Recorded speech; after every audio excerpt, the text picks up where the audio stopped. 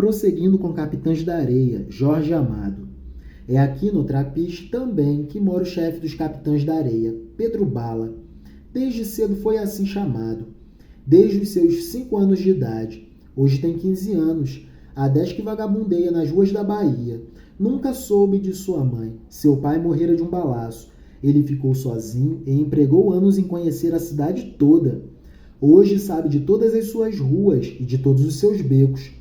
Não há venda, quitanda, botequim, comércio que ele não conheça. Quando se incorporou aos Capitães da Areia, o cais recém-construído atraiu para as suas areias todas as crianças abandonadas da cidade. O chefe era Raimundo, caboclo, mulato, avermelhado e forte. Não durou muito na chefia o caboclo Raimundo. Pedro Bala era muito mais ativo, muito mais ágil. Sabia planejar os trabalhos e distribuir as tarefas. Sabia tratar com os outros, sabia conversar. Trazia nos olhos e na voz a autoridade de chefe. Era carismático. Um dia brigaram muito feio. A desgraça de Raimundo foi puxar uma navalha para cortar o rosto de Pedro, um talho que ficou para o resto da vida.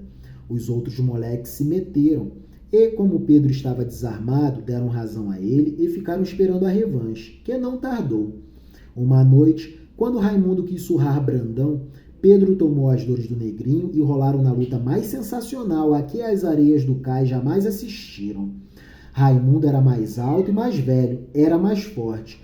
Porém, Pedro Bala, o cabelo loiro voando, a cicatriz vermelha no rosto, era de uma agilidade espantosa, muito habilidoso na arte da luta.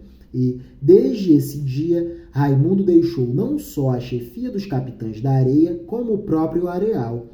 Engajou tempos depois no navio. Todos reconheceram os direitos de Pedro Bala à chefia, e foi desta época que a cidade começou a ouvir falar nos Capitães da Areia, crianças abandonadas que viviam do furto. Nunca ninguém soube o número exato de meninos que viviam assim. Eram bem uns 100, e destes, mais de 40 dormiam nas ruínas do velho Trapiche, vestidos de farrapos, sujos, semi-esfomeados, agressivos, soltando palavrões e fumando pontas de cigarro. Eram, em verdade, os donos da cidade, os que a conheciam totalmente, os que totalmente amavam, os seus poetas. Noite dos Capitães da Areia. A grande noite de paz da Bahia veio do cais, envolveu o forte, o quebra-mar, se estendeu sobre as ladeiras e as torres das igrejas. Os sinos já não tocam as Aves-Marias que às 6 horas há muito que passaram. E o céu está cheio de estrelas, se bem que a lua não tenha surgido nesta noite clara. O Trapiche se destaca na brancura do areal, que conserva as marcas dos passos dos Capitães da Areia, que já se recolheram. Ao longe, a fraca luz da lanterna da Porta do Mar, botequim de marítimos, parece agonizar.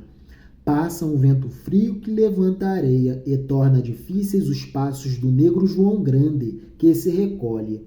Vai curvado pelo vento, como a vela de um barco. É alto, o mais alto do bando. É o mais forte também.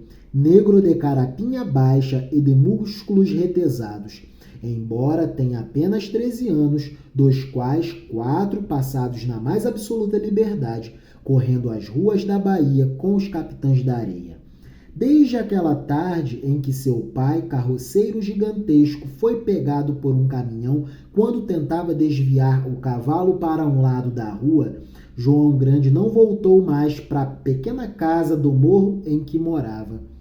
Na sua frente estava a cidade misteriosa e ele partiu para conquistá-la. A cidade da Bahia, negra e religiosa, é quase tão misteriosa como o verde mar. Por isso, João Grande não voltou mais.